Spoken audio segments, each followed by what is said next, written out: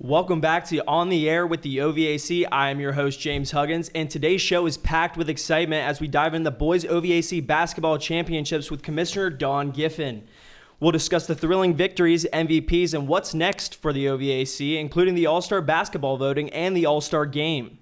Plus, we'll hear from Union Local High School basketball coach Zack Delman, leading his team to a victory in the 3A division, and what's next for Union Local basketball. Stay tuned for an action-packed episode. This is On the Air with the OVAC.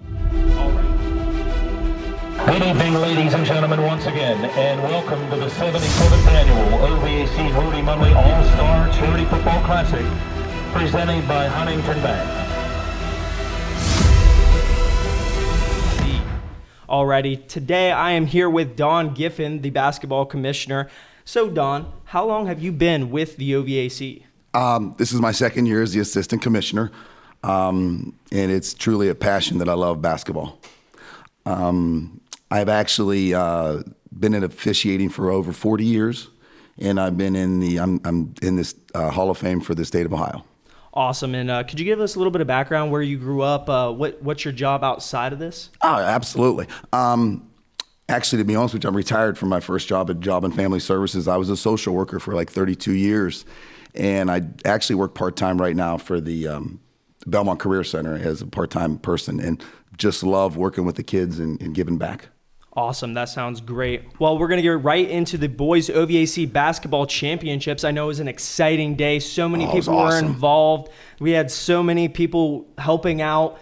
Could you give us a little dive into what all it took to make this happen? Oh, yeah, thanks. First and foremost, the hospitality at Harrison Central was fabulous. The boys and girls basketball programs helped feed over 415 players. That's awesome. So all the teams got fed. The winning team actually this year, they received the T-shirts for the win. So that was an awesome experience, but we could not have done it without Coach Foldy and Coach Smith's basketball teams helping us out. An absolute fabulous job by their teams. Awesome. That is great. So we're going to get right into the 3A championship with Union Local toppling over Wheeling Central 58-48. I know Dre Sanders had 17 points and Cannon Kearns with 12 points at Union Local. And then Wheeling had Jeremy Radcliffe with 18 points and Troy Anthony with 11 points. It sounds like it was a tough battle throughout. I know you were there. Could you give us a little insight of that game? It was a great 10 a.m. matchup. I think the MVP was Alex Moore, and he's a grinder. I love him. He did great. The Saunders boy, he can get to the rim. But I'm gonna tell you something about them. Number 10 for them, his name's Cannon Kearns. Blue collar kind of guy. He does his work on the boards and he does his work defensively. So he had a great game. For Wheeling Central though, I'm gonna tell you something.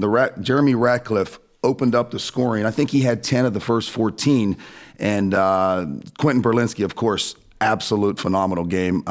Floor games just off the charts with him. Awesome. All righty, and we're going to get into the 4A championship with St. Clairsville over Harrison Central. St. C won that game 78-57. I know the MVP was Cole Thoburn, and St. Clairsville's Cole Thoburn had 24 points on the game, and Tyson Pastor with 26 points. Harrison Central also had Michael Quito with 19 points and Brady Elliott with 12 points. How was that game?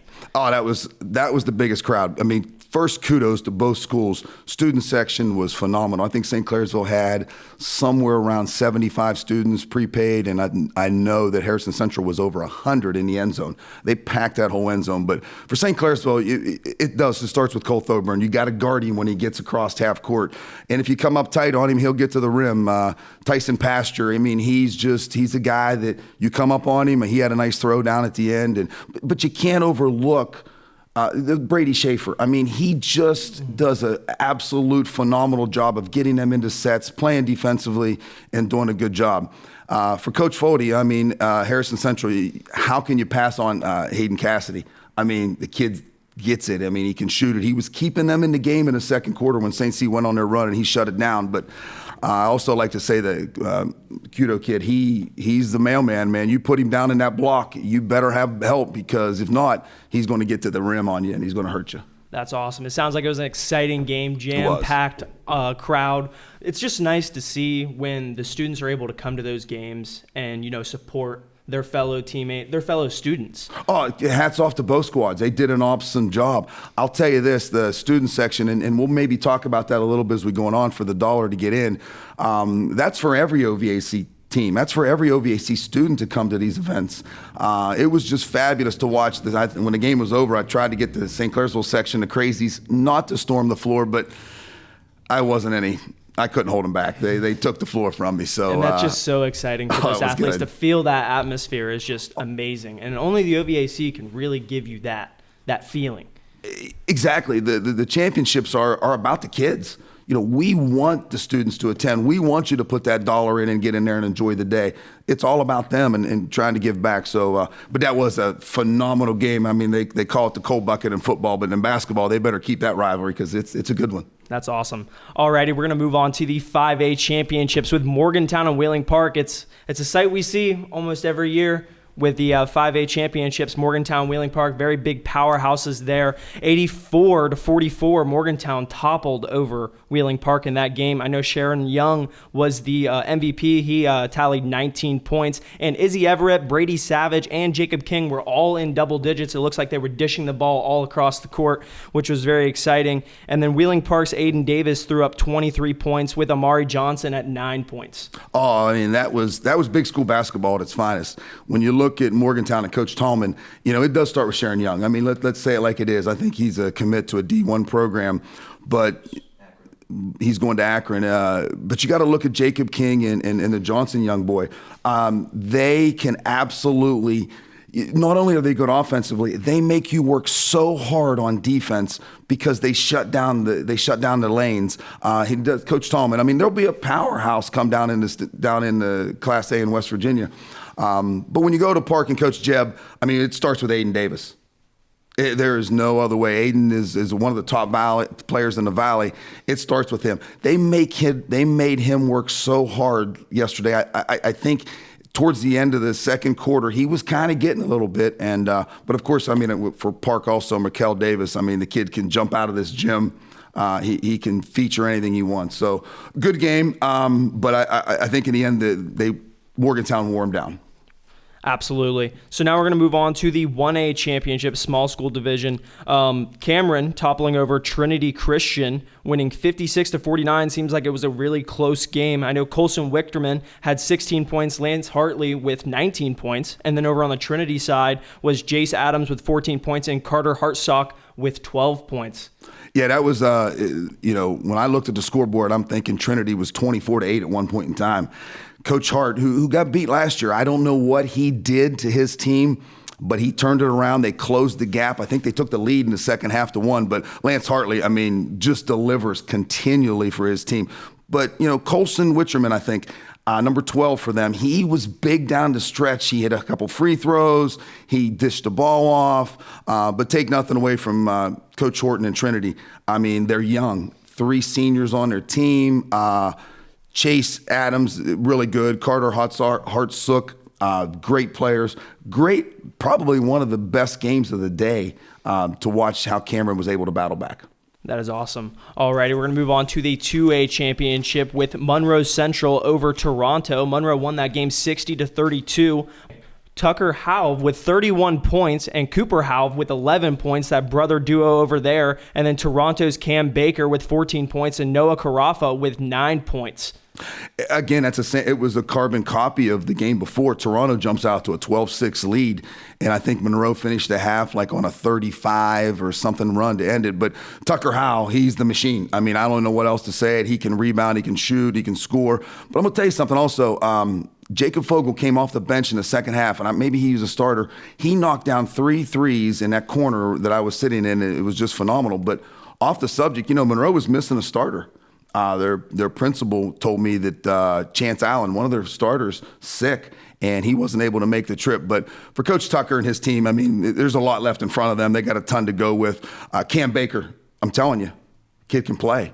Noah Carafa, another one, kid can play. Opened up the scoring, had him on a run. I can tell you this, if there's anybody left in Woodsfield last night, they had to shut the lights out because that place was simply packed. And congratulations to Coach Lang and his Seminoles on a great win. Awesome. So those were the OVAC Championship men's basketball. It was a great turnout. Oh, it was exciting. Awesome. All the games seemed like they were great. Students were all over the place. seems like such a great event for the OVAC to hold, and we have so much more coming up as well. I know there's new things that are going to be added to the OVAC, and I know you wanted to come on here and talk a little bit about that. Well, I appreciate that. Yeah, first and foremost, the dates next year, they've already been published. They're the February 8th for the girls, February 15th for the boys. They will be out.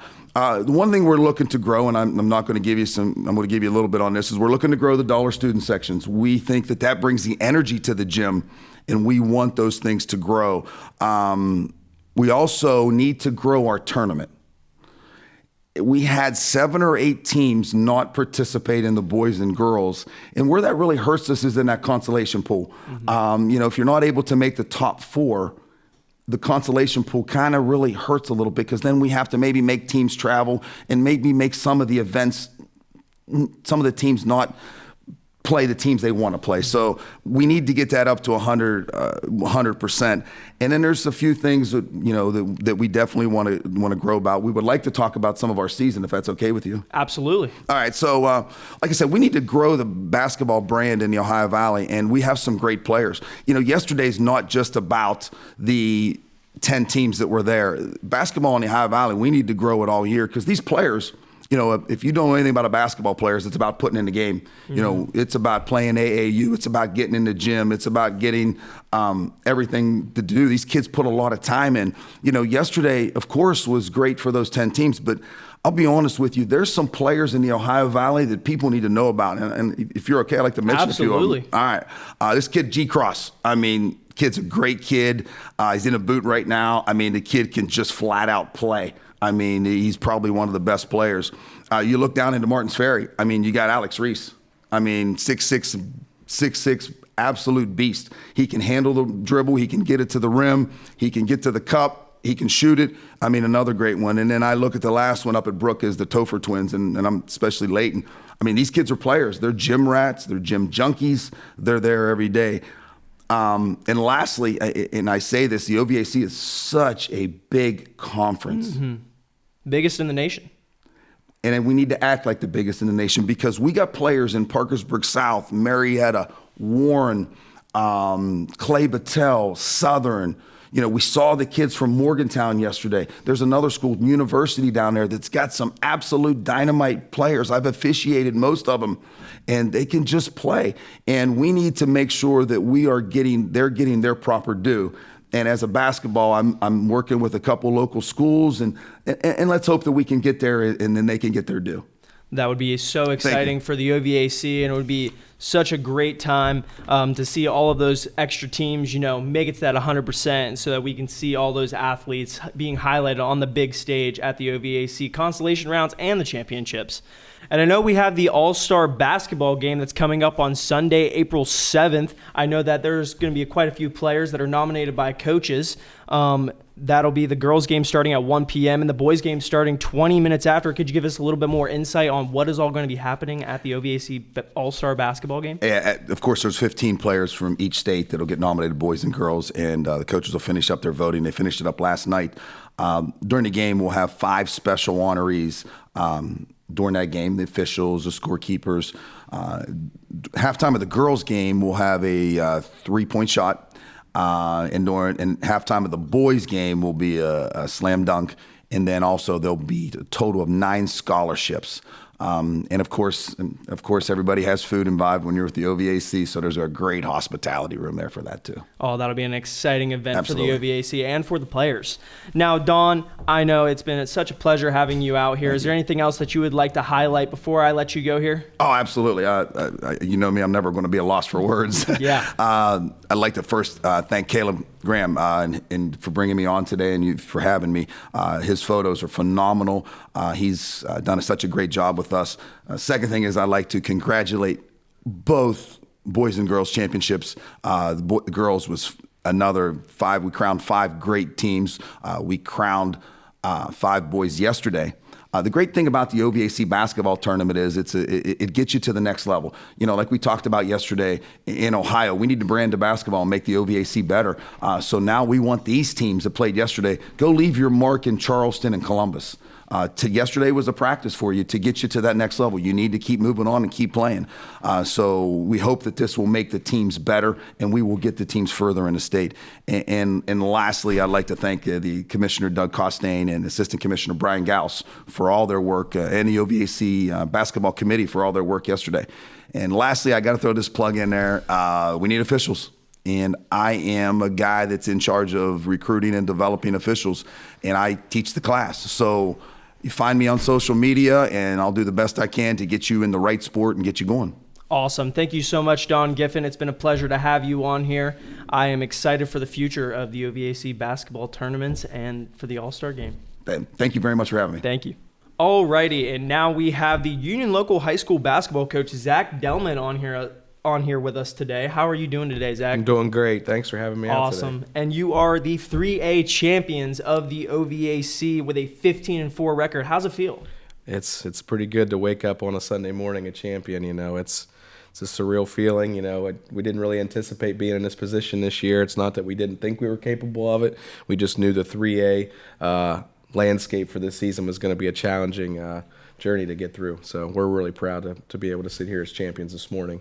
Awesome. And what was the mindset of your team throughout the whole season? I know a lot of coaches love to preach a certain mindset to their players. Yeah, we're just trying to build young men and to be able to face adversity and get through challenges in life, whether it's on the court or off the court.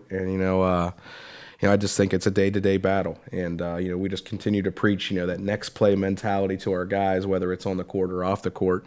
You're going to face things in life that you're not prepared for or not ready for or don't expect, and it's just a matter of who's able to handle it the best and get on to the next step in life, and that's kind of what we're trying to get through to our young men. Awesome, and I know you have a lot of great young men. Would you like to shout out any of those awesome athletes on your team? Alex Moore yesterday was fantastic. He was named player of the game. He had 19 points, six assists, 6 steals, 4 rebounds. He really filled the stat sheet up. He played probably his best overall game of the season. He's had some good ones. He's just a special talent for us when he's on his game. Dre Saunders, a junior point guard for us, he's been exceptional. Really stepped his game up from last year, and he's grown into his body a little bit. He's gained some confidence, and that's translated, I think, from a really good football season. And he's really hitting his stride and playing his best basketball right now. And he kind of changes the dynamic for our team on both ends of the floor. Easton Ditzler, a 6'5" forward for us. The man in the middle. He's rebounding 10, 15 rebounds a game, altering shots. He's really coming into his own, and he obviously has the ability to score the ball inside out as well. Gannon Kearns, maybe the unsung hero of our team. He's a 5'10" senior, didn't play last year due to an injury from football.